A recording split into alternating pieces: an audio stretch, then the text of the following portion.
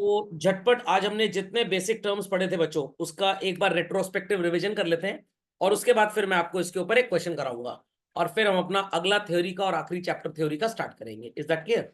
चलिए let's start. तो इसके लिए एक एग्जाम्पल ले लेते हैं, और उस एग्जाम्पल से हम सारी चीजें समझेंगे। यहाँ पे मैं बनूंगा बिजनेसमैन, समझ में आ गया? All the girls in the class will be the consumers, जिनको हम प्रोडक्ट्स अपने बेचेंगे, and boys of the class would be the suppliers, जिनसे हम रॉ मटेरियल वगैरह खरीदेंगे। इसी रेफरेंस में हमारी सारी बातें होंगी। तो बातें और बकवास सुनने को तैयार हैं लोग? चलिए लेट्स स्टार्ट। तो सबसे पहला टर्म हमारे क्या है बच्चों? कैपिटल। तो मैंने जो भी पैसे, जो भी चीजें अपने पास से अपने बिजनेस में लगाई बच्चों, that is called as what? Capital. जिसमें मेरा नाम कैपिटल होगा सौरभ मल्होत्रा की बजाय। जो मैं पैसा लगाऊंगा that is called as form of capital. जो मैं चीजें लगाऊंगा that is also called as form of capital. Is that fundamental logic clear? और जो टोटल उसका वैल्यू बनेगा that is known as amount of capital. Okay.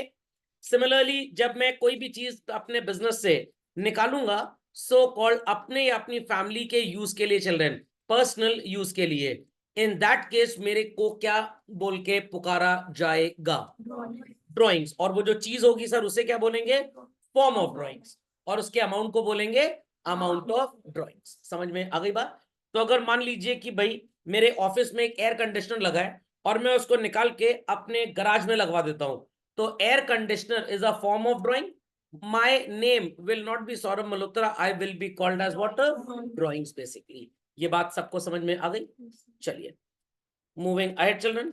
Every business activity that we happen to do children, कुछ भी हम business में करें, हम उसे क्या बोलते हैं? Transaction. They are of two types.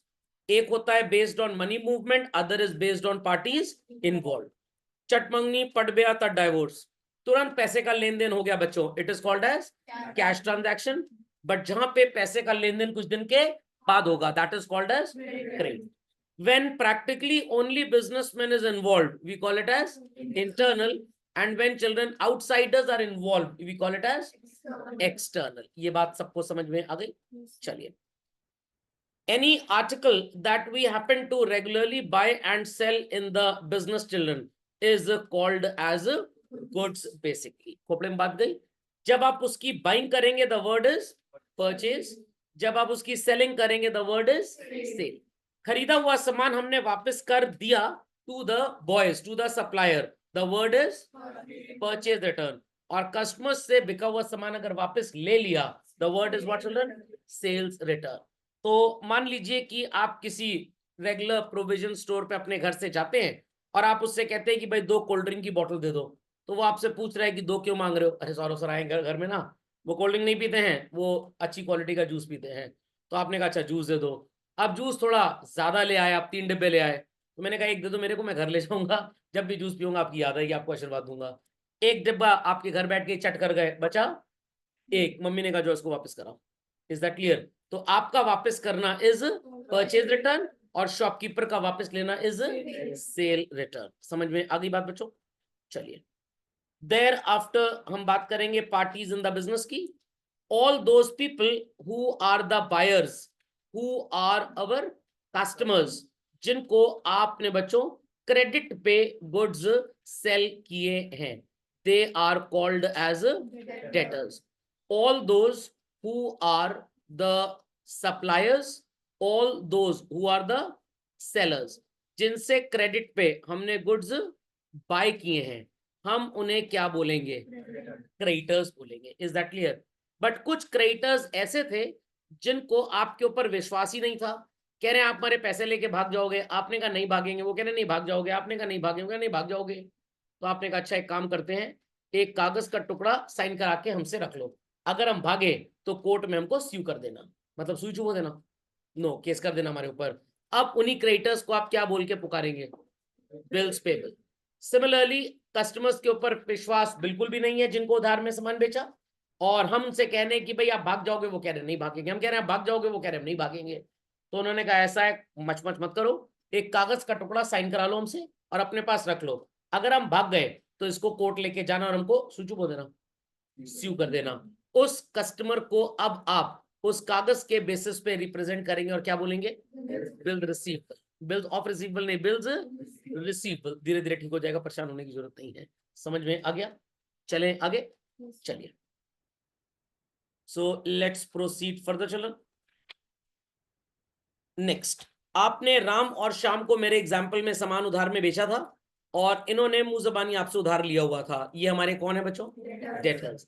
Mohan and Sohan को भी उधार बेचा, बट इनसे लिखा पढ़ी में उधारी हुई थी। तो सोहन और Mohan will be called as what? Bills receivable. Bills of receivable नहीं, बिल्स रिसीवेबल। बॉडमास पढ़ पढ़ के दिमाग खराब हो गया सबका, सब ऑफ ऑफ पता नहीं क्यों बोलने लग गए हैं। चले आगे। तो डेटर्स और बिल्स रिसीवेबल दोनों को जोड़ देंगे बच्चों तो क्या बनेगा? रिसीवेबल्स। आपने राहुल से और जाहिल नहीं साहिल से उधार में सामान खरीदा और इनको कागज का टुकड़ा साइन करके नहीं दिया। नहीं दिया, ये कौन है? क्रेडिटर। सोनू और सैम, इनसे भी आपने उधार लिया बट इनको आपने कागज का टुकड़ा साइन करके दे दिया। ये कौन है बच्चों? Bills payable. इन दोनों को बच्चों जब जोड़ देंगे ना तो आंसर क्या आएगा हमारा? पेबल्स। समझ में आ गई बात? Clearly understood? कोई क्वेरी किसी की यहां तक? चलिए। Anything that we buy in the business for the purpose of regularly buying and selling, क्या बोलते थे बच्चों को? गुड्स। जो सेल हो गए well and good, no problem with them, but कुछ तो बच्चों ऐसे भी होंगे जो अनसोल्ड होंगे। अनसोल्ड को ही आप क्या बोलेंगे? स्टॉक। स्टॉक के दो कैटेगराइजेशन होते हैं। टाइम पीरियड के हिसाब से ईयर के एंड में जो बच गया वो क्लोजिंग स्टॉक, और अगले ईयर क्या इसको गंगा जी में बहा देंगे, लो गंगा मैया तुम्हें इसको हम अर्पण कर रहे हैं। नॉट एट ऑल, हम उसको बेचेंगे। तो इसे क्या बोलेंगे बच्चों? Opening stock. क्या बोलेंगे? Opening stock. सिमिलरली अगर ये रॉ फॉर्म में है, मार्केटेबल नहीं है, सेलेबल नहीं है, तो आप इसे क्या बोलेंगे?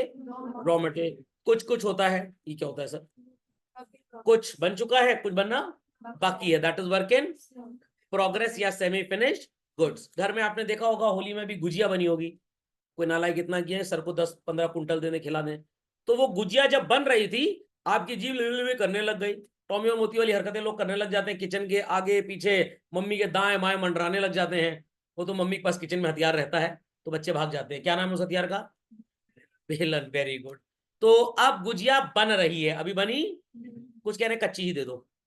तो सो कॉल्ड ये था वर्क इन प्रोग्रेस। कढ़ाई में आपने हाथ डाला और कच्ची गुजिया निकाल ली। Is that clear?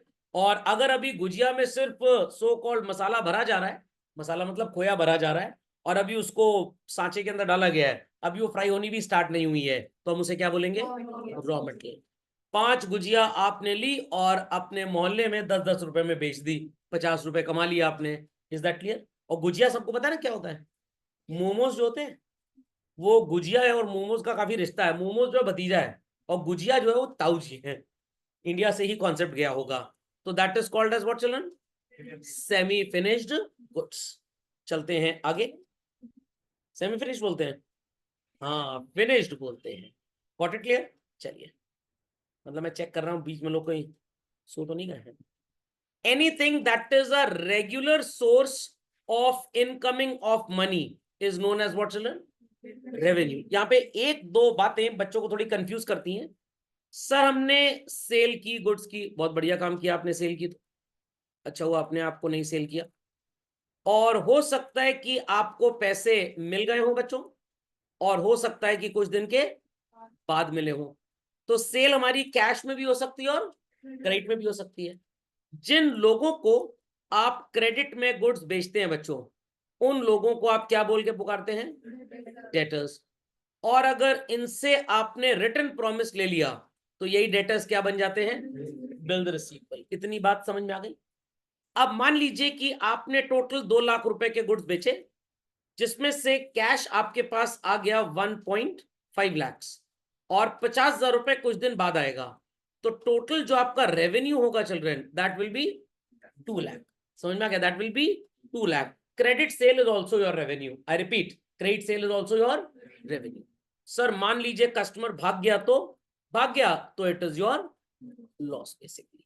समझ गए इस बात को? चलिए। सो प्रॉफिट के मैंने आपको 3 बाइफरकेशंस बताए थे बच्चों। One was profit, second was income and third was gain. जो बिजनेस का है एंड रेगुलर है चिल्ड्रन, क्या होगा वो? प्रॉफिट। समझ में आ गया?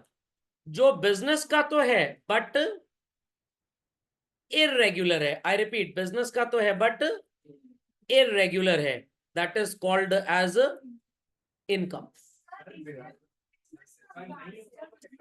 ध्यान से सुनिए मेरी बात, ध्यान से सुनिए, मैं एकदम सही बात बोल रहा हूं। बिजनेस का है बट बिजनेस एक्टिविटीज का नहीं है, इसको बोलते हैं बिजनेस की अलाइड एक्टिविटी। सर अलाइड मतलब एडिशनल। आपने 4 फ्लोर की बिल्डिंग ली, 3 फ्लोर पे आप अपना बिजनेस कर रहे हैं, एक आपने किसी को किराए पे दे दिया, तो वो बिल्डिंग तो बिजनेस के नाम पे ही रजिस्टर्ड है, इनकम तो बिजनेस की मानी जाएगी। और आप उस एक फ्लोर पे किराया ले रहे हैं, आप लैंडलॉर्ड या जमींदार नहीं है, बट उसी बिजनेस की बिल्डिंग का एक फ्लोर का आपको किराया मिल रहा है, तो वो जो आपकी इनकम होगी, सॉरी जो अर्निंग होगी basically, that is called as what, income. Business activity से नहीं है, आई रिपीट, बिजनेस एक्टिविटी से नहीं है। मैं पढ़ा रहा हूं, ठीक है, ऑनलाइन क्लास चल रही है जूम पे, नीचे एक बैनर रन करने लग जाए जी टीवी का, मैकडोनल्ड्स का, तो मैं उनसे किराया लूंगा ना। चैनल के नीचे जैसे एडवर्टाइजमेंट रन करती है, क्या मैं कोई एडवर्टाइजर हूं बच्चों? नो, बट कमाई तो मेरे बिजनेस में ही हो रही है। बिजनेस एक्टिविटी की कमाई नहीं है, बट बिजनेस में कमाया जा रहा है ये पैसा। बात समझ में आई? तो शब्द को ध्यान से सुनिएगा, मैंने ये नहीं बोला कि बिजनेस एक्टिविटी से कमाया, मैंने क्या बोला? बिजनेस में कमाया है आपने। Fundamental logic is clear? चलिए, और जो इरेगुलर हो और so called non business activity की वजह से हो, जैसे आपने कोई पुरानी बिल्डिंग बेच दी, आपको उस पर प्रॉफिट हो गया, such type of incomes are called as, earnings are called as gains basically. समझ गए? समझ में आ गया? इनकम जो होगा वो, हाँ ये आप बोल सकते हैं, इट्स फॉर नॉन बिजनेसमैन। अगर मैं एक प्रोफेशनल पर्सन हूं, मैं कहीं नौकरी नहीं कर रहा, मैं फ्रीलांसर हूं, लेट अस से आई एम एन एडवोकेट और आई एम अ डॉक्टर, तो मेरी डिक्शनरी में there would be nothing like profit, तो मेरे लिए जो भी होगा वो सब कुछ इनकम ही होगा। Is that clear? बट अगर आप एक बिजनेसमैन हैं और आप बिजनेस एक्टिविटी कर रहे हैं, तो उसमें जो आपने कमाया वो प्रॉफिट है। बिजनेस में आपने अदर एक्टिविटीज से जो कमाया, that is not profit, that is income. Is that clear? चलिए, तो बिजनेस में होना और बिजनेस एक्टिविटी से होना, these are two different thing, तो इसमें आपको कंफ्यूज नहीं होना है। समझ गए इस बात को? पक्का? चलिए, एक्सपेंस, ये बड़ा इंपॉर्टेंट है चिल्ड्रन। कभी भी एक्सपेंस वर्ड से पेमेंट का कंफ्यूजन मत लेके आइएगा। आई रिपीट, एक्सपेंस वर्ड से पेमेंट का, क्योंकि पेमेंट का मतलब सिंपली क्या होता है बच्चों? Outflow of money. आपने 10 लाख रुपए का लोन लिया था बैंक से, कितना बच्चों? 10 लाख। इस पे 8% पर एनम का इंटरेस्ट था, तो आपने 1 साल के बाद कितना पैसा वापस कर दिया होगा? 10,80,000। अब चिल्ड्रन, ये जो 10 लाख रुपए आपने वापस किए और जो आपने 80,000 वापस किया, ये दोनों डिफरेंट है। This 80,000 will be called as expense, but वो जो 10 लाख रुपए आप वापस कर रहे हैं वो एक्सपेंस नहीं होगा। वो क्या होगा? आपने लोन लिया है, से यस और नो, क्या ये इनकम है? सर अगर हम बोल देंगे इनकम है तो आप पुलिस को बुला लेंगे और कहेंगे पकड़ लो, यही विजय माल्या के सो कॉल्ड खानदान के लोग हैं, ये लोन को इनकम बोल रहे हैं। तो लोन आपने लिया है, तो यू विल रिटर्न और यू वोंट। सर हमारी मंशा तो नहीं, अब आप कह रहे हो तो वापस कर ही देते हैं, तो यू हैव टू रिटर्न। तो जब तक आप लोन का पैसा दे नहीं देते बच्चों, ये लोन आपके लिए क्या होगा? ऑब्लिगेशन होगा भैया, ऑब्लिगेशन। ऑब्लिगेशन को अकाउंटेंसी की भाषा में क्या बोलते हैं? लाइबिलिटीज। एक थोड़ा होगी, ढेर सारी होंगी ना। समझ में आ गया? लाइबिलिटी मतलब गरीब इंसान, लाइबिलिटीज मतलब रईस इंसान। ढेर सारे लोगों का लोन लिया है, सब लोग आपके लिए लंबी आयु के लिए पूजा पाठ करेंगे। अगर आपने किसी से करोड़ों रुपए का लोन लिया है, तो उसको डर है मर मर आगे तो पैसा कैसे मिलेगा, तो वो पूजा पाठ करेगा कि नहीं करेगा? और कभी भी आपको कटु शब्द से एड्रेस करेगा? नहीं करेगा, हमेशा आपकी चिंता करेगा ताकि चिता ना जल जाए। अंडरस्टैंडिंग? समझ में आ गया बच्चों? तो लोन जब आपने लिया तो वो लाइबिलिटी लेना था, और जब लोन वापस किया तो आप बोलेंगे कि आपकी लाइबिलिटी कम हो गई। बट अलग से जो इंटरेस्ट दे रहे हैं children, that interest is called as what? Expense. समझ गए?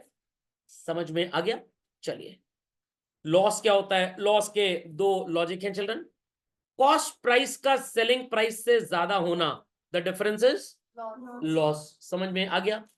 टाइम पे कस्टमर पैसे नहीं दे रहा है, तो आप बुरा भला कहेंगे उसको, और आपके मुंह में सरस्वती जी बैठी थी और आपने उसको श्राप दे दिया, जा ट्रक के नीचे आ जा। कस्टमर चौराहे तक पहुंचा, ट्रक उसके ऊपर चढ़ गई। जैसे ही वो ट्रक के नीचे आया, ट्रक पलट गई, ट्रक का ड्राइवर मर गया। कस्टमर के ऊपर ट्रक के खानदान वालों ने अटेम्प्ट टू मर्डर का और मर्डर का केस लगा दिया। ड्राइवर 15 दिन अस्पताल में जमा था, मतलब भर्ती था, और फाइनली उसका टिकट कट गया और वो लॉग आउट हो गया दुनिया से। अब आपके ऊपर केस चला, मतलब आपके ऊपर नहीं, आपके कस्टमर के ऊपर जो पैसे नहीं दे रहा था, और उसको जेल हो गई। और जेल में चक्की पीसिंग पीसिंग एंड पीसिंग। सर आपको कैसे पता? उसका व्हाट्सएप स्टेटस था लाइफ पेस्ड ऑफ। तो इसलिए कहते हैं किसी का भी बकाया पैसा हो टाइम पे दे दे। सबको बात समझ में आ रही है? नित्या जी आपको भी समझ में आ रही है? चलिए, सबको समझ में आ जानी चाहिए बातें। Understood everybody? नहीं नहीं नहीं, जसी भाई का हिसाब क्लियर है। समझ में आ गया कि नहीं? समझ में आ गया कि नहीं? चलिए, तो अगर गोडाउन में आग लग गई तो it is also an example of what children? Loss. कोई भी ऐसी हरकत जिसके अगेंस्ट फर्म को कोई भी बेनिफिट ना मिला हो। कभी कभी आपने देखा होगा घर में वो मुन्नी और शीला आती हैं। ये कौन है सर? ये काम वालियों का बाय डिफॉल्ट नाम होता है। अगर किसी का नाम राजू पड़ गया, समझ लीजिए 99% ड्राइवर ही बनेगा वो। मेरे मामा का नाम भी राजू था, वो गाड़ी चलाते थे वो, अब उन्होंने लाइसेंस ही सरेंडर कर दिया। समझ में आ गया? नहीं लोग उनको राजू ड्राइवर ना समझ लें। ओके, तो अब अल्टीमेटली मान लीजिए मम्मी से काम वाली ने एडवांस लिया कि भाभी जी 60,000 रुपये एडवांस दे दीजिए, मैं 500-500 रुपए करके तनख्वाह में हर महीने कटवा दूंगी। है मम्मी की हिम्मत की मना कर दें उसको? आपकी भी क्लास स्टार्ट हो चुकी है, तो मम्मी के पास कोई काम कराने को है नहीं। मम्मी ने ऐसी गलती से पूछ लिया क्या करोगी इतने पैसे का? कह रही आईफोन 16 खरीदूंगी। तो मम्मी ने कहा वो तो 1,20,000 का है। कह नहीं, सौरभ सर से बात होगी, यूएस से मंगवा देंगे। मम्मी कह नहीं अभी वहां पे भी सेल नहीं चल रही है। क्या तो बगल वाली भाभी से भी 60,000 एडवांस ले लेंगे, 60 आप दे दीजिए तो मेरा आईफोन आ जाएगा। और 10 महीने उसने 500 रुपए के हिसाब से 5,000 रुपए कटवाए और वो भाग गई। कितना लॉस हो गया मम्मी को?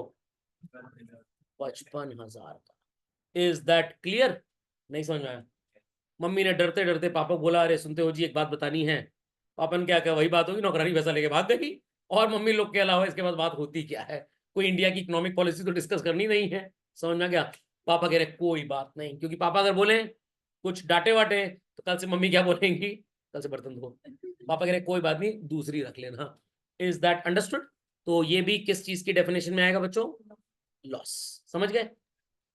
टाइम पे कस्टमर पैसे नहीं दे रहा था, आपने उसको श्राप दे दिया, उसके गोदाम में चोरी हो गई। कस्टमर पैसे नहीं दे रहा था, आपने उसको श्राप दे दिया, उसका ऑफिस जाते जाते एक्सीडेंट हो गया। इसीलिए भैया मैं कहता हूं जिसका पेमेंट जब ड्यू हो टाइम पे दे दो, नहीं तो सप्लायर का श्राप बड़ा बुरा होता है। चलते हैं आगे।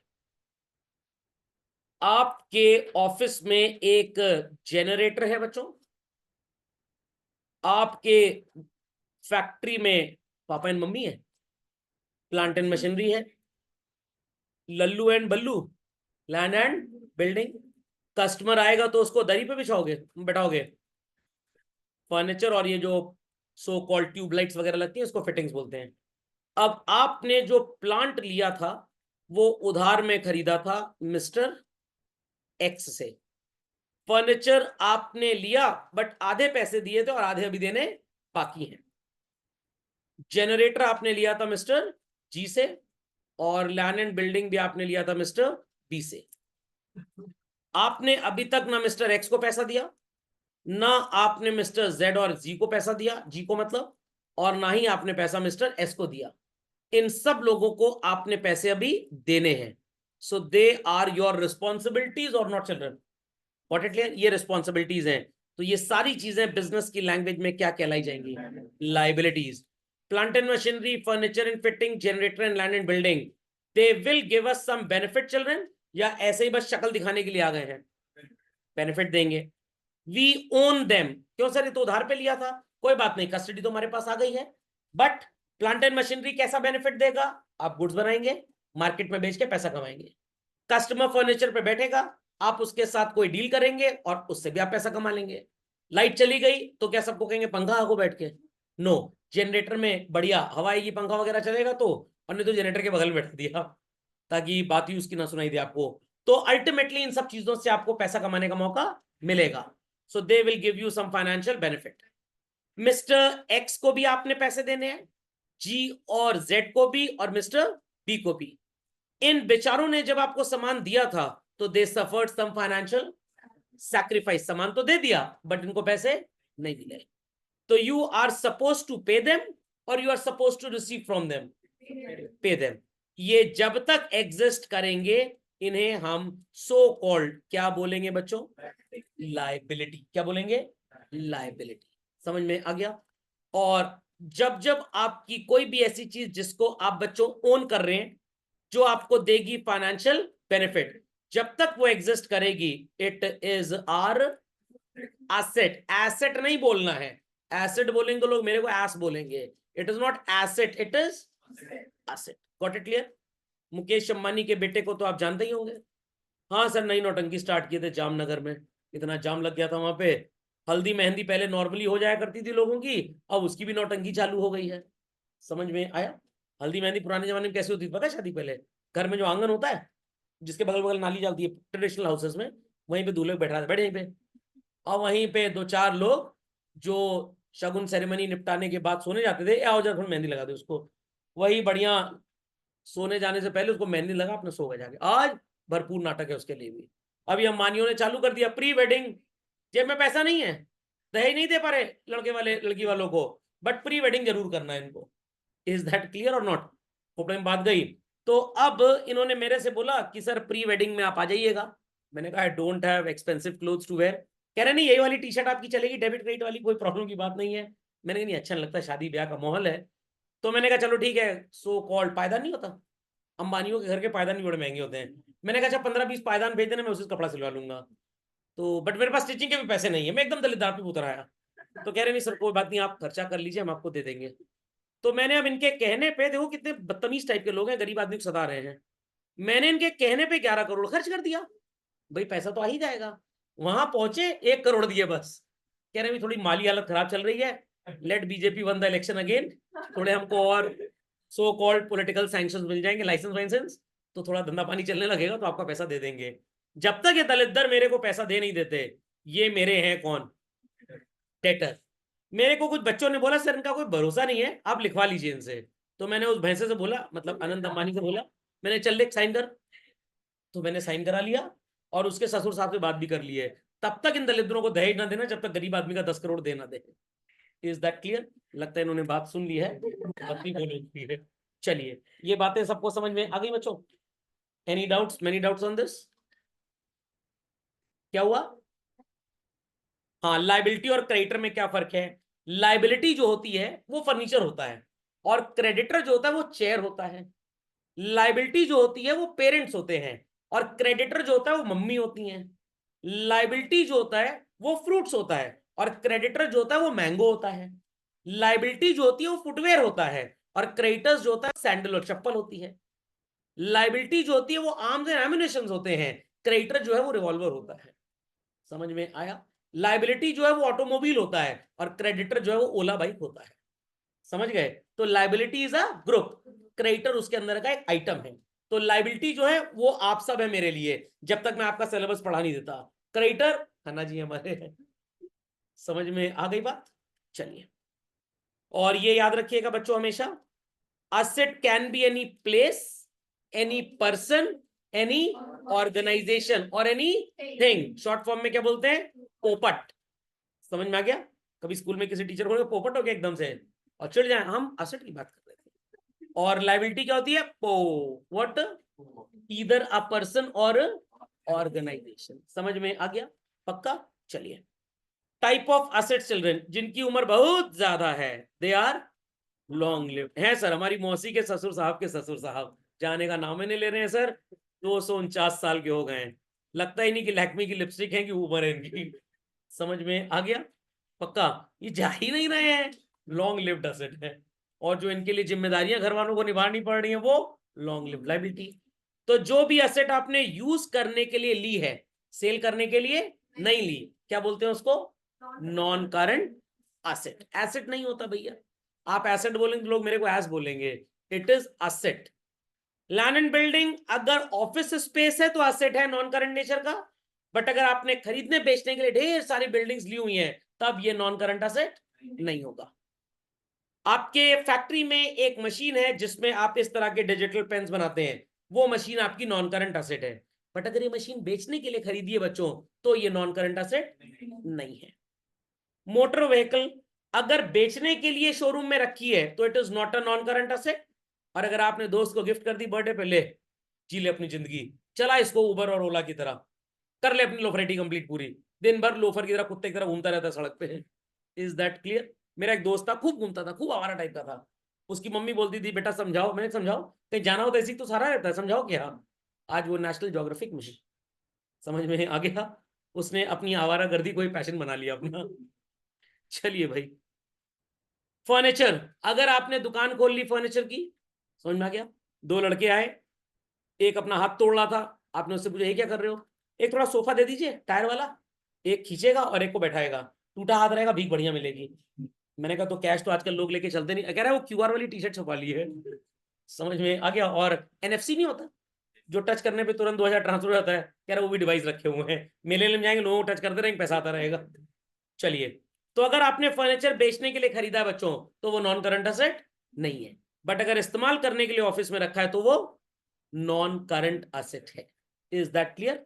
चलिए, शॉर्ट लिव्ड, जिसको आप छुए तो करंट लग जाए बच्चों, जो इजिली 1 साल में कैश में कन्वर्ट हो जाए। समझ में आ गई बात? क्या बोलेंगे उसे आप? Current asset. डेटर्स कौन होते हैं? सबको पता है, जिनको आपने उधार में सामान बेचा है, दिया नहीं है, भिखारी नहीं, दिया है, बेचा है। और अगर आपको उनके ऊपर जरा भी विश्वास नहीं है तो आप उनसे कागज का टुकड़ा साइन करवा लेंगे बच्चों। क्या बोलेंगे उस कागज के टुकड़े को? Bills of exchange. गोडाउन में जो सामान रखा है, क्या बच्चों आप इसको इंतजार कर रहे हैं कि इसमें आग लग जाए, भगवान करे, इंश्योरेंस कंपनी पैसा दे दे? नो, आप इसको बेचेंगे अगले साल, अगर इस साल बच गया है, और ये आपको पैसे देके जाएगा, तो ये भी आपके लिए कौन सी एसेट हो गया? Current asset. और जो पैसा रखा है आपके कैश बॉक्स में, this is also children what? Current asset.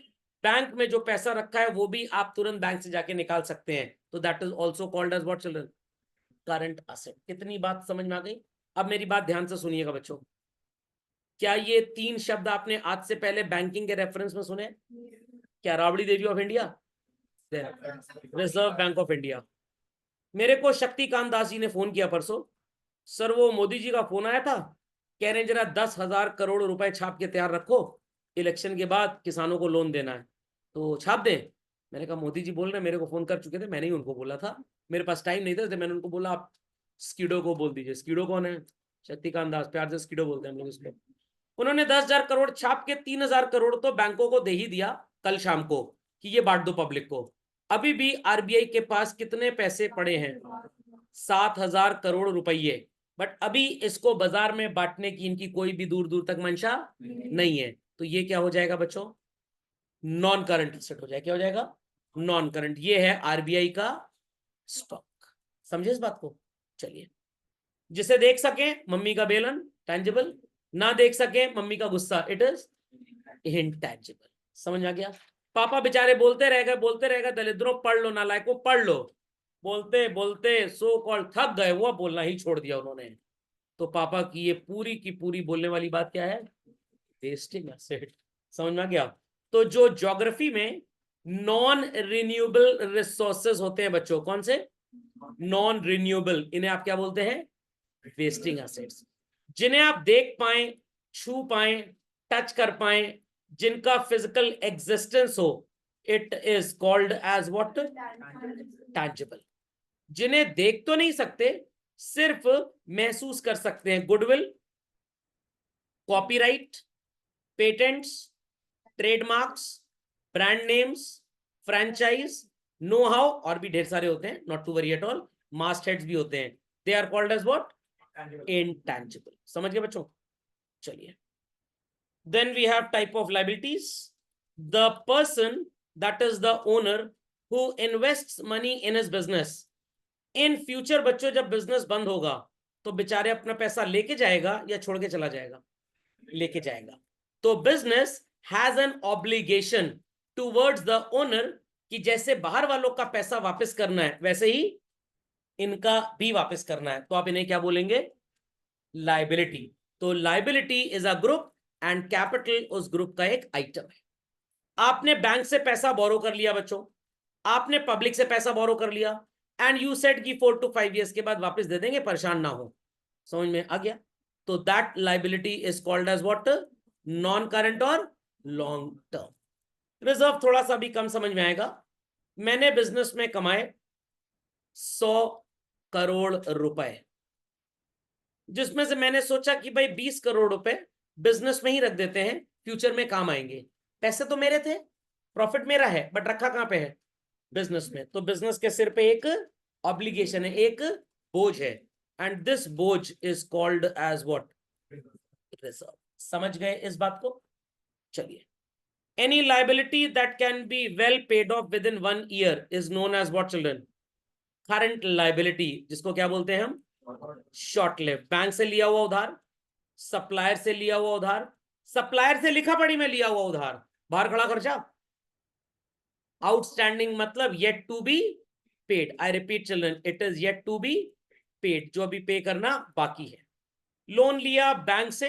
अब बच्चे कहेंगे सर ये बैंक ओडी में और शॉर्ट टर्म लोन में डिफरेंस क्या होता है?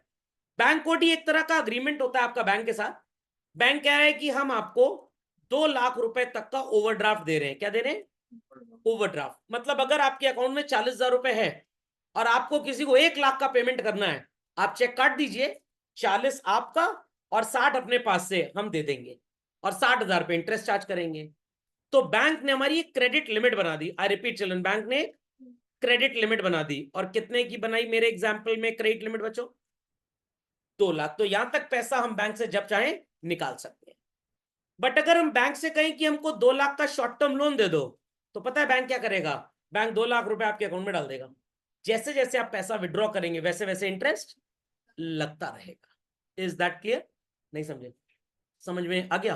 तो आपसे बैंक बोलेगा आज हमसे लोन ले जाओ, विद इन 1 year पे बैक कर देना।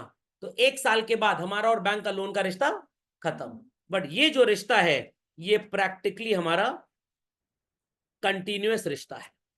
अब यहां पे आपके दिमाग में एक सवाल आ चुका है, सर अगर कंटिन्यूअस हो तो लॉन्ग टर्म हो गया, मतलब ये उधार हमेशा चलता रहेगा। हमेशा चलता रहेगा तो कभी खत्म नहीं होगा, तो ये शॉर्ट लिव्ड नहीं होना चाहिए, ये लॉन्ग लिव्ड होना चाहिए। 2016-17 में हमारे institute of chartered accountants of India को यह बात समझ में आई। तो कुछ सर्कमस्टांसेस में बैंक ओवरड्राफ्ट को बच्चों हम नॉन करंट लाइबिलिटी बोलते हैं, ना कि current liability.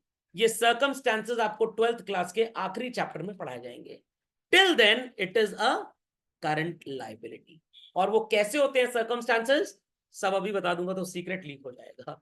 Is that clear? तो ये 12th के सिलेबस में आपको समझाया जाएगा, not to worry at all. कुछ लोग ये जानना चाहते होंगे ये कौन सी चिड़िया है सर, इंडियन आइसक्रीम? नहीं नहीं नहीं नहीं। अगर आपको हिंदुस्तान में फाइनेंशियल डॉक्टर बनना है, क्या बनना है? फाइनेंशियल डॉक्टर, जिसको हम क्या बोलते हैं, कचौड़ी आलू, सीए। तो आपको अपना एडमिशन एक इंस्टीट्यूट में कराना पड़ता है जिसका नाम होता है institute of chartered accountants of India. Is that clear? इसको याद कैसे रखेंगे सर? हम प्रोजेक्ट बनाते हैं, सबसे पहला पेज कौन सा होता है? इंडेक्स, फिर सर्टिफिकेट, फिर एक्नॉलेजमेंट और फिर इंट्रोडक्शन। समझ में आ गया भाई? ऐसे याद रख लेना। ओके, तो आपको यहाँ पे अपना रजिस्ट्रेशन कराना होता है। सर कब होता है रजिस्ट्रेशन? 10वीं की मार्कशीट आने के बाद और स्वर्ग जाने से पहले, कभी भी हो सकता है। Is that clear? Clearly understood by all? कभी भी इसका रजिस्ट्रेशन हो सकता है। सर एग्जाम कब देंगे? पहले तो एग्जाम साल में 2 बार होता था, अब इस साल से नया अमेंडमेंट आया, एग्जाम साल में 3 बार होता है। तो पहले हमारे 12th के बच्चे फरवरी में, मार्च में अपना बोर्ड का एग्जाम देते थे, क्योंकि एग्जाम देने की ड्यूरेशन में और आगे की ड्यूरेशन में 8 मंथ्स का गैप होना चाहिए। तो नवंबर में ही आप एग्जाम दे सकते थे, बट अब ऐसा नहीं है, अब आप जून में एग्जाम 12th के बाद दे सकते हैं। सर हम पढ़ेंगे कैसे? कोई टेंशन की बात नहीं है। The level of preparation that I will be imparting in these 2 subjects is much more advance than what is tested here. तो पहला एग्जाम आपका 12th के बाद होगा, जिसे आप बोलेंगे सीए फाउंडेशन। ये एग्जाम आपने जब पास कर लिया, इसमें आपके 4 सब्जेक्ट्स का एग्जाम अब होता है, पहले नंबर ऑफ सब्जेक्ट ज्यादा थे। इंग्लिश होगा children, got it clear? But वो इंग्लिश नहीं होगी जो आप समझ रहे हैं। Law, mercantile law, business law पढ़ना पड़ेगा अंग्रेजी में, अकाउंटेंसी पढ़नी पड़ेगी आपको, इकोनॉमिक्स पढ़नी पड़ेगी और मैथ्स पढ़नी पड़ेगी। मैथ्स का वो साइंस वाला सिलेबस नहीं होता है, वो थोड़ी डिफरेंट टाइप ऑफ मैथ्स होती है। जैसे सीबीएसई में पिछले 2-3 साल से अप्लाइड मैथ्स चल रहा है, तो प्रैक्टिकली उसका सिलेबस होता है। एंड 1/4 स्टैटिस्टिक्स होती है। Got it clear? 50% आपका ओवरऑल स्कोर होना चाहिए, 400 में से 200 नंबर, हर पेपर में पास होने के लिए तो भाई 40%, बट अगर 160 आए तो निपट जाएंगे आप। मिनिमम कम से कम 200 चारों को मिला के चाहिए। ये पास कर गए तो आपको सेकंड स्टेज देनी होती है, जिसको बोलते हैं बच्चों हम लोग इंटरमीडिएट। क्या बोलते हैं? इंटरमीडिएट। इंटरमीडिएट तो चल ही रहा है, अगले साल हो जाएगा हमारा सर। अरे 12वीं का इंटरमीडिएट अलग है, उसका अलग है। तो इंटरमीडिएट में टोटल 2 ग्रुप होते हैं। कितने ग्रुप होते हैं? 2 ग्रुप। उन 2 ग्रुप में आपको 4-4 करके 2 बार एग्जाम देना होता है, 4 ग्रुप 1 के और 4 ग्रुप 2 के। Is that clear? तो एक पेपर अभी पीछे मर्ज हो गया, तो शायद इन्होंने 7 कर दिया इसको। तो आप ये एग्जाम जब पास करते हैं, ग्रुप 1, ग्रुप 2 नहीं, ग्रुप 1, तो आपकी 2 साल की ट्रेनिंग होती है। क्या होती है बच्चों? ये 2 साल की ट्रेनिंग कहाँ? मम्मी के अंडर में, किसी चार्टर्ड अकाउंटेंट के अंडर में। जब आप वो ट्रेनिंग खत्म कर लेते हैं, उसके बाद आपका होता है सीए फाइनल का एग्जाम। समझ में आ गया? फाइनल में भी अगेन वही 7-8 पेपर वाला चक्कर है। और फाइनल का एग्जाम पास करने के बाद बची है कहानी। अभी 15 दिन का जीएमसीएस कोर्स होता है, general management communication skills course, ताकि सीए कुछ बोलना भी तो सीखे। एमबीएस को कैसे सुपरसीड करेगा? ये कोर्स करने के बाद आप बन जाते हैं चतुर uncle, that is chartered accountant. समझ में आया कि नहीं आया? कॉर्पोरेट्स में जॉब लग गया तो अच्छा है, नहीं तो आजकल बेचारे सीए की हालत खराब हो रही है। Got it clear? चलिए, टफ नहीं होता है पढ़ने वालों के लिए, बट जो 11-12 ठीक से पढ़ लेता है उसको समस्या कम से कम आती है इसमें। समझ में आ गया बच्चों? चलिए, एक्सपेंडिचर, इसमें क्या पढ़े थे बच्चों हम लोग? Any money that is spent which gives long term benefit and which gives short term benefit. Long term benefit देगा तो आप इसे बोलेंगे कैपिटल एक्सपेंडिचर, या सिर्फ बच्चों एक्सपेंडिचर। शॉर्ट टर्म बेनिफिट देगा तो क्या बोलेंगे? रेवेन्यू एक्सपेंडिचर या एक्सपेंस। आपके दोस्त ने ओला में चलाने के लिए कार खरीदी, it is called as capital expenditure. उसकी सर्विसिंग करवाना, फ्यूल डलवाना, रिपेयर मेंटेनेंस कराना, जो शॉर्ट टर्म नेचर का है, रेकरिंग नेचर का है, क्या बोलेंगे उसे? रेवेन्यू। तो कोई भी ऐसा खर्चा जो रेकरिंग नेचर का हो, इट इज शॉर्ट टर्म, और जो नॉन रेकरिंग नेचर का हो, इट इज लॉन्ग टर्म। समझ में आ गया? आपके पापा ने घर बनवा दिया, हॉस्टल बच्चों के रहने के लिए, वो कैपिटल एक्सपेंडिचर है, बट उसका रिपेयर मेंटेनेंस, इलेक्ट्रिक बिल वगैरह वगैरह, this is known as what? Revenue expenditure या एक्सपेंस। समझ गए इस बात को? पक्का? चलिए, तो यहां तक कोई प्रॉब्लम तो नहीं भाई किसी को? हाँ, क्वेरी है, पूछिए पूछिए पूछिए। हाँ, वेरी गुड। हमारे सो कॉल्ड साक्षर भाई पूछ रहे हैं नॉन करंट असेट और कैपिटल एक्सपेंडिचर में डिफरेंस क्या है। वेरी गुड, ध्यान से सुनिएगा। बॉट अ जेनरेटर, क्योंकि आजकल लाइट बहुत परेशान कर रही है, फॉर ₹20 lakhs। सबको नजर आ रहा है? मेरी राइटिंग थोड़ी आर्टिस्टिक स्टाइल की है, क्योंकि एम एफ हुसैन साहब को मैंने काफी ड्राइंग सिखाई हुई है, अब उनका निधन हो गया है। तो जेनरेटर खरीदा हमने, तो जेनरेटर बच्चों लॉन्ग टर्म चलेगा कि शॉर्ट टर्म चलेगा? Long term. तो जेनरेटर हमारे बिजनेस के लिए क्या होगा? Non current asset. Is that clear? Is that clear? अब बच्चे कह रहे हैं सर कैपिटल एक्सपेंडिचर क्या होता है? इस प्रोसेस को, आई रिपीट, इस प्रोसेस को क्या बोलते हैं? Capital expenditure. और सर प्रोसेस का मतलब अब क्या हुआ? प्रोसेस का मतलब अकाउंटिंग में ट्रांजैक्शन। तो जेनरेटर खरीदने का ट्रांजैक्शन कैपिटल एक्सपेंडिचर वाले ट्रांजैक्शन की तरह होता है। तो आपने पापा से कहा please get a four wheeler for a family. पापा ने कहा अरे हमने अभी खरीदी है, आज सवेरे लेके आए हैं, BMW सीरीज 9। मैंने व्हीकल बोला, BMW ले आए, समझ में आती नहीं है आपको? पापा ने कान में 2 कंटाब लगाया, बुद्धि ठिकाने आ। अच्छा, मेरे कहने का मतलब था सीरीज 9 की जगह 7 खरीद लेते, थोड़ी सस्ती आती, जो पैसा बचता उसमें एक सेकंड हैंड सौरभ सर को मर्सिडीज खरीद के देते, वो भी खुश रहते। अब सो कॉल्ड दिन भर हमारी कार को नजर लगाएंगे, पापा के मैं जानता था काले रंग की खरीदा हूं। समझ में आया कि नहीं आया? तो सो कॉल्ड पापा ने BMW खरीदी घर में चलाने के लिए। समझ में आ गया? आपने कहा सर बहुत एक्सपेंसिव गाड़ी है, तो हमने सोचा आपको गिफ्ट कर दे। मैंने कहा चलो नेकी और पूछ पूछ। तो इन दैट केस BMW खरीदना is a capital expenditure and BMW is a non current asset. तो कैपिटल एक्सपेंडिचर, अगर हम बात करें पार्ट्स ऑफ स्पीच की, तो it's a verb, and non current asset अगर हम बात करें पार्ट्स ऑफ स्पीच की तो इज अ, तो ऑफिस के लिए एसी खरीदना बड़ा खर्चा है, प्रोसेस ट्रांजैक्शन का नेचर जो है वो कैपिटल एक्सपेंडिचर है, और जो सामान आपने खरीदा वो आपकी नॉन करंट असेट है। समझ में आ गया? Book non current asset, the process to go to the book shop and buy a book will not be done every time in an year. Books एक बार खरीदोगे, कॉपी हर महीने, स्टेशनरी हर महीने खरीदोगे। समझ में आ गया? तो बुक नॉन करंट असेट है, बट बुक खरीदने का जो प्रोसेस है वो कैपिटल एक्सपेंडिचर है। आप समझ गए इस बात को? Good morning to those who are sleeping in the class. समझ गए? चलिए, कोई क्वेरी तो नहीं भाई किसी की? कंफर्म? चलिए, सो लेट्स कंटिन्यू बच्चों। आपको यहाँ पे एक क्वेश्चन मिलेगा, फॉलोड बाय द क्वेश्चन, कुछ आंसर्स भी होंगे, कुछ में आंसर्स लिखे हैं, कुछ में आप लिखेंगे, और हम साथ साथ इसको अप्लाई करेंगे। सो बच्चों, mister Gopal started business for buying and selling of what? Readymade garments. और कितना पैसा मिस्टर गोपाल ने इन्वेस्ट किया? 8 लाख। गोपाल, भोपाल, झोपाल, ढेर सारे लोग होंगे, बट बिजनेस में इनके लिए एक स्टैंडर्ड वर्ड यूज किया जाता है। जैसे डॉक्टर ने लिख के दिया पैरासिटामोलोमाइसिन एथ्रोटाइफून खिम्पे, इतना ना बोल पाएंगे सर हम, एक छोटा सा नाम बताइए, कैल्पॉल ले लेना जाके। तो डॉक्टर तो केमिकल नेम बता रहा है, बट आप थोड़ा बोल पाएंगे, आपको इतना नहीं आता है, तो आपने कॉमन नेम कैल्पॉल बोल दिया। Is that clear? तो गोपाल जैसे ढेर सारे लोग होंगे, बट बिजनेस में बिजनेसमैन को एक कॉमन नाउन से जाना जाता है। And what is that common noun? Capital. तो गोपाल को आज के बाद आप किस नाम से जानेंगे? कैपिटल। अब ये ना हो कि आपके मौसा जी का नाम गोपाल मौसा है, आ गए कैपिटल मौसा, यहाँ पे ऐसा हो रहा है। समझ में आ गया? यहां तक की हरकतें यही रखना, नहीं तो घर में चप्पल अप्पल सब चलने लग जाएगी, एडिडास कालिदास। और ये क्या है बच्चों? Amount of capital. समझ में आ गया? चलिए, out of this, out of this मतलब दिस क्या है बच्चों? अमाउंट ऑफ कैपिटल कितना था? 8 लाख रुपीज में उसने 4 लाख रुपए किसमें खर्च किया? गारमेंट्स में। तो garments is called as what children for him? Goods.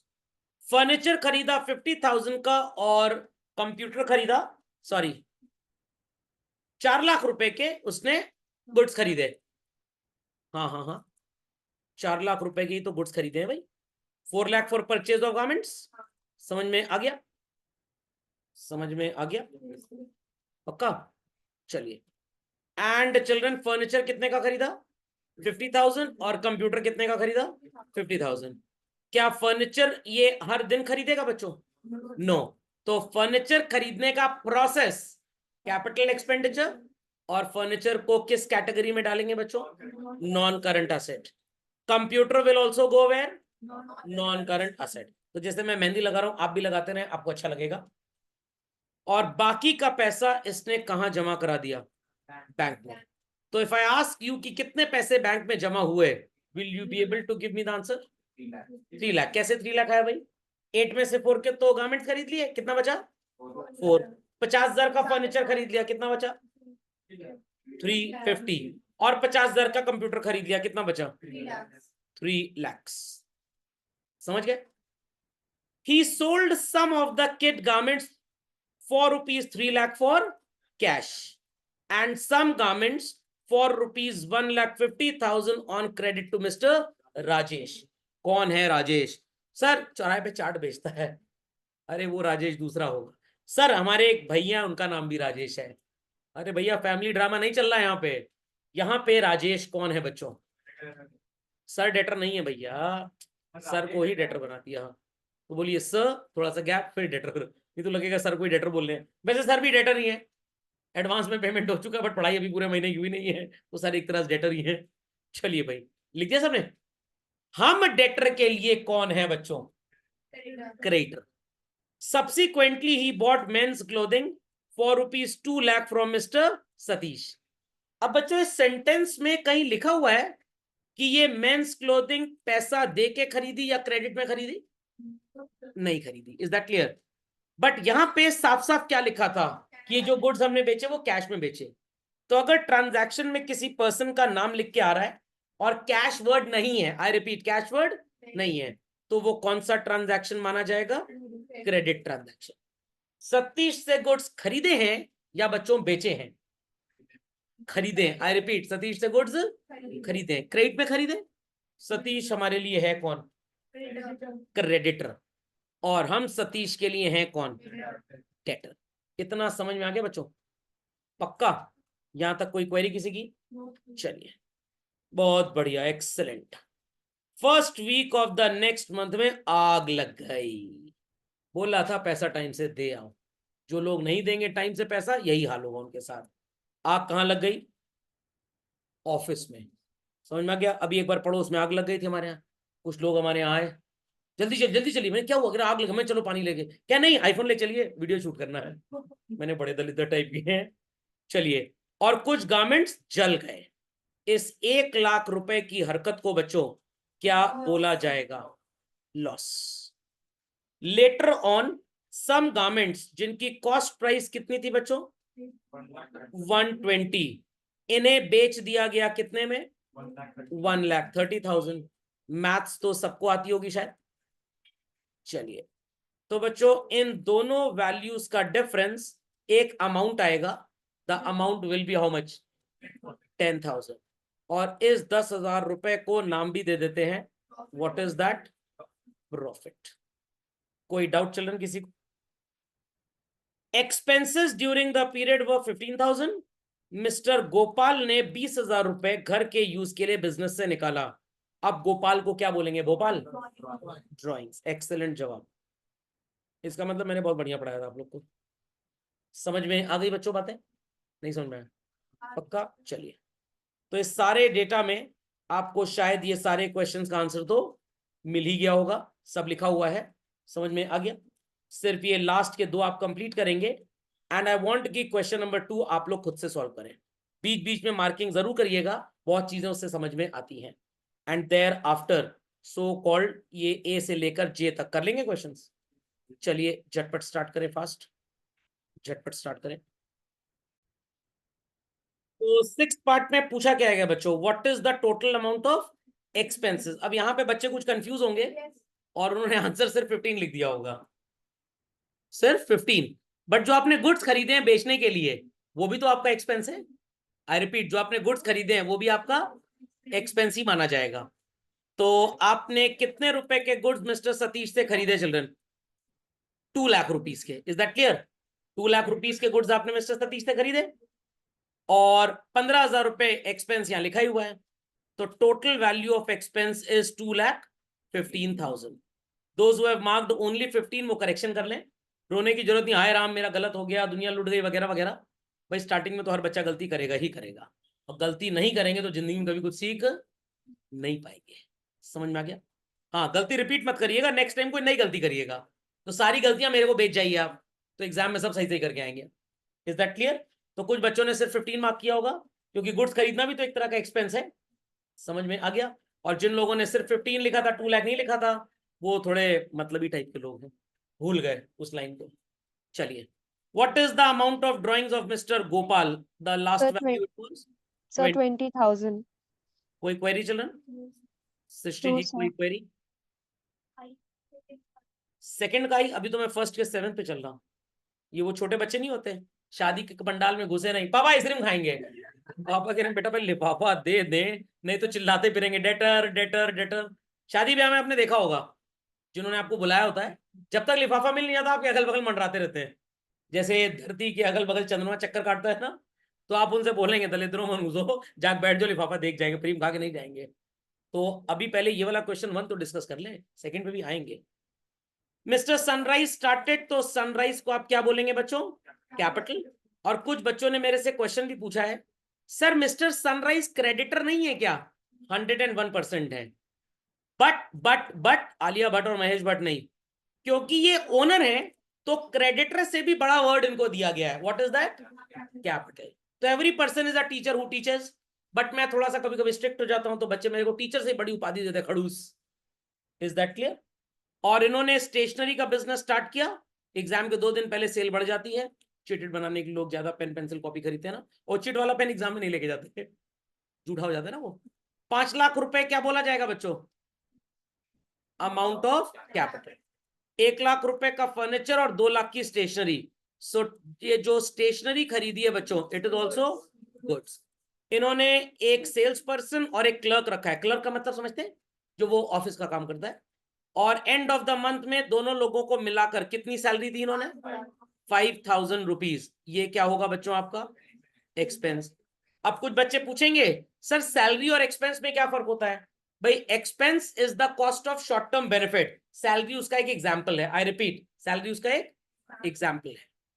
There after इन्होंने कुछ स्टेशनरी 1.5 लाख रुपए की कैश में खरीदी और 1 लाख रुपए की क्रेडिट में रवि से खरीदी। रवि कौन है बच्चों? क्रेडिटर। और फिर इन्होंने सोल्ड की है, सॉरी मेरे को लगा खरीदी है। चलिए इसी बहाने चेक हो गया कि लोग ध्यान दे रहे हैं। He is a debtor. फिर स्टेशनरी 1.5 लाख रुपए की मिस्टर पीस से खरीदी है। He is a creditor. First week of the next month में लॉस हो गया 30,000 का, और 40,000 की एक मशीन थी बच्चों, जो कितने में सेल हो गई? 45,000। इन्होंने कितने पैसे की अर्निंग की? 5,000। क्या कोई बच्चा ये बोलना चाहता है कि भाई ये प्रॉफिट है? बिल्कुल भी नहीं, बिल्कुल भी नहीं। इनका बिजनेस किस चीज का है बच्चों? स्टेशनरी। स्टेशनरी बेच के जो कमाएंगे वो प्रॉफिट होगा। इंटरेस्ट होता, रेंट होता, रेगुलरली जो पैसे आते रहते हैं वो इनकम हो जाती। बट ये तो इरेगुलर है, मशीन थोड़ा रोज रोज बिकेगी, तो ये क्या हो जाएगा बच्चों? गेन हो जाएगा। Is that understood well? Excuse me sir. हाँ बोलिए सिमरन जी। सर मेरे को थोड़ा सा कंफ्यूजन है कि क्या नाम है, नहीं मेरे अगर को उसने भी जो है। है सैलरीज जो है 5,000 पे करी तो उसमें उसको शॉर्ट टर्म बेनिफिट कैसे हुआ? सैलरी अगर हम एम्प्लॉय को देंगे तो यस। 1 महीने की सैलरी में वो एक ही महीने काम करेगा। क्या कोई ऐसा महान एम्प्लॉय होगा 1 महीने की सैलरी की जिंदगी भर काम करे? नो नहीं सर। होगा ना। तो बार बार आप सैलरी देंगे, बार बार सर्विस उससे लेंगे। लेंगे। Is that clear? यस। चलिए। Thank you. नहीं नहीं, थैंक यू नहीं, मेरा फर्ज था भाई। थैंक यू बोल के आपने मेरे को कर्जदार बना दिया। आप क्रेडिटर हो गए, हम डेटर हो गए। What is the amount of capital with which Mr. Sunrise started business? Answer is 5 lakh. कौन कौन सी फिक्स्ड एसेट्स खरीदी बच्चों? बस? कंप्यूटर भी खरीदा था? अच्छा तुम लोगों ने बताया, वो मेरे फोन करके बताया था। गुड्स कितने के खरीदे इन्होंने बच्चों? 2 लाख। 2 बार खरीदे, एक बार खरीदे? एक बार तो 2 लाख है बच्चों, और एक बार बाद में भी तो खरीदा है 350। चलिए बादाम खाइए, कोई बात नहीं, कोई बात नहीं। अगर 2 लाख लिखा है तो कोई बात नहीं, ठीक। और कभी भी अमाउंट में गलती हो तो उतना अमाउंट आप मेरे को दे दें, अगली बार से आप गलती करेंगे नहीं। चलिए सही हो गया। कौन बनेगा करोड़पति तो देखा होगा सबने। क्रेडिटर कौन था? Mister Peace. अगर कुछ लोगों ने यहाँ सनराइज का नाम लिखा है तो वो टेक्निकली सही है, आई रिपीट टेक्निकली सही है, बट सो कॉल्ड कॉन्सेप्चुअली वो इसलिए गलत है क्योंकि ओनर के लिए क्रेडिटर से भी एक बड़ा नाम है, एंड दैट इज कैपिटल। तो अगर आप ओनर को भी क्रेडिटर बोलते हैं तो technically you are not wrong. I repeat, technically you are not wrong. तो अगर आप मेडिकल साइंस के बारे में नहीं जानते तो किसी का खून भी किसी को चढ़ा दो, कोई टेंशन की बात नहीं, होता तो सभी लाल कलर का है। दूसरा कहेंगे ये शेड बढ़िया नहीं, दूसरा दिखाओ जरा, थोड़ा हल्का सा डार्क और दिखाना, ये कुछ ज्यादा डार्क, थोड़ा दूसरा दो। समझ में आया? समझ में आ गया? चलिए। और अमाउंट कितना है बच्चों? 1,50,000। अब बच्चों एक्सपेंसेस पूछा जा रहा है, तो सैलरी इज एन एक्सपेंस, और जो आपने गुड्स खरीदे थे that is also an expense. अब आगे क्या लिखा है? Other than the amount of goods, तो इसलिए यहां पे गुड्स को आप नहीं लेंगे, सिर्फ सैलरी लेंगे। 5,000 15,000 क्या थी? 5,000। ठीक, क्योंकि पूछा गया ना अदर देन गुड्स बॉट, तो गुड्स की वैल्यू को भूल जाइए आप। नहीं तो यहाँ पे 60,000 हम तब लेते जब यहाँ पे पर मंथ दिखा होता। क्या पर मंथ लिखा है? At the end of the month हमने सैलरी दे दी, हो सकता है हमने बिजनेस ही 1 महीना किया हो, तो अगर पर मंथ लिखा होगा तभी हमको लिखना पड़ेगा। ठीक है, चलिए। व्हाट इज द गेन बच्चों? गेन पूछ रहे हैं कि प्रॉफिट पूछ रहे हैं? गेन, तो वही जो मशीन थी 5,000, और वो आग वाग लग गई थी शायद 30,000। Got it? उधार में गुड्स किसको बेचे थे बच्चों? मिस्टर रवि। छवि जी समझ गई? चलिए। और कितना अमाउंट इनसे वसूलना है? 1 lakh. Total of expense and loss. तो बच्चों यहाँ पे 2 बार तो आपने गुड्स खरीदे थे शायद, आंसर। तो ये भी आएगा यहाँ पे, आई रिपीट चिल्ड्रन, ये भी आएगा। सैलरी कितनी थी हमारी?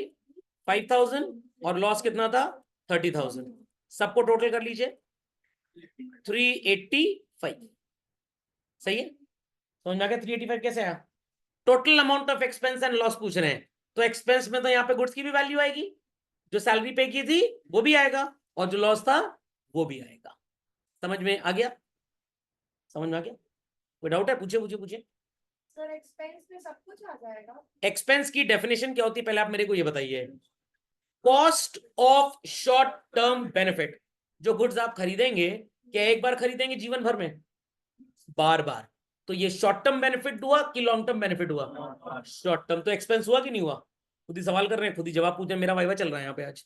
समझ में आ गया? हाँ जी। फर्नीचर को मैंने कहाँ ऐड किया? फर्नीचर को नहीं ऐड किया।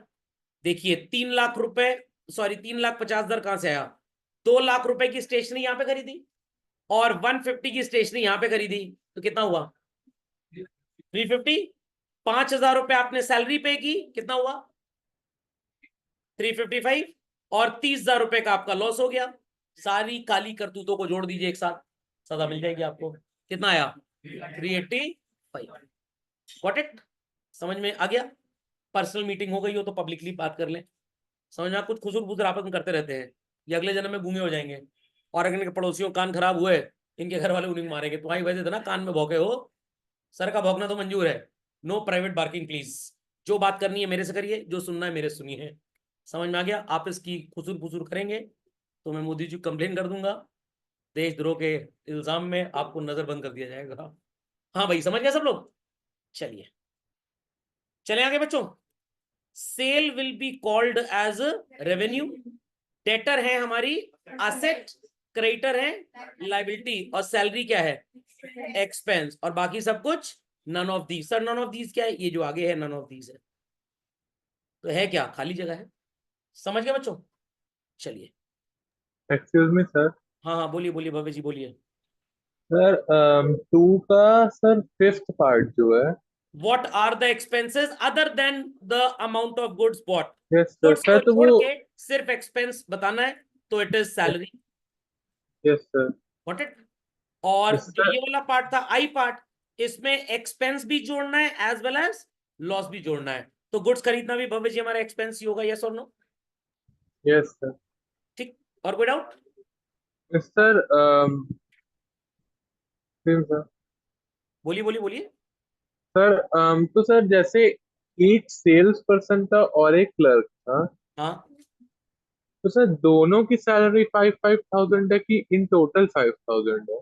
ये भव्य जी आपकी बहुत कृपा है जो आपने लोगों को ज्यादा तनख्वाह देने की बात की है। वेलफेयर इकोनॉमी का कॉन्सेप्ट है आपके अंदर। कृतज्ञ हो गए दोनों लोग आपकी बातें सुन के। अभी मेरे को इनका फोन आया है, कह रहे अगली बार भव्य जी क्या नौकरी करेंगे।